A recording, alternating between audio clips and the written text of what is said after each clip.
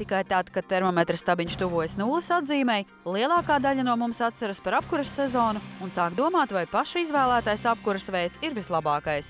Kurināt ar malku, kā to darīja vecā māte un vēl arī viņas vecā māte, izmantot gāzi, elektrību vai kādu citu variantu. Tautas laboratorija sadarbībā ar RTU Vides aizsardzības un siltuma sistēmu institūta speciālistiem izskaitļoja, cik Latvijas klimatiskajos apstākļos izmaksā 100 kvadrātmetru mājas apkure atkarībā no kurināmā veida. Pirmā versija – apkure nesiltinātā mājā. Mēs pirmajam scenārijam paņēmām Latvijas vidēju māju, Keguļu māju, 10 x 10 metriem, tas sanāk 100 kvadrātmetri.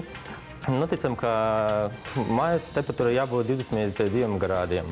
Aprēķinos ņemta vērā arī attiecīgā apkuras katla efektivitāte. Mēs sākumā noteicām enerģijas patēriņu mājā, cik ēka apēd siltumu gada laikā, megavatstundās.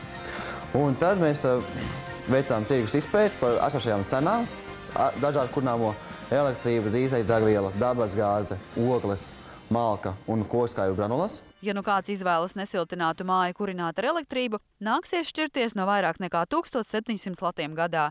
Savukārt vislētākā ir malka ar 20% mitrumu. Tā no jūsu maciņa izņemtu tikai 220 latus. Dārgāk maksātu ogles un kokskaidru granulas, vēl dārgāk dabasgāze un dīzeļdegviela. Otrais scenārijā mēs paņēmām māju, kas ir jau nedaudz nosiltināta, piemēram, ir nosiltinātas ārsienās. Ja mēs daļai nosiltinām māju, tad mums enerģijas patēriņš samazinās par ceturdaļu. Trešajā scenārijā mēs paņēmām jau pilnīgi nosiltinātu ēku.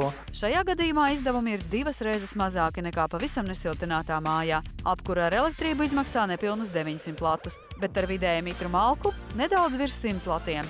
Taču iespējams ietaupīt vēl vairāk, istabas temperatūru samazinot par nieka 1 grādu.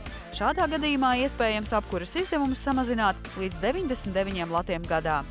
Runājot par malkas apkuri, mēs, protams, nedomājam lauku malkas plīti, bet gan modernu malkas apkuras katlu, kas uzsilda ūdeni radiatoros. Un vēl kāds ar malkas apkuri saistīts knifs. Mums ļoti liela uzmanība ir jāpievērš malkas apkuri, ja mēs kā kurināmo izmantojam malku. Jo malku mēs nopērkam apmēram mitrumu saturu apmēram 20%.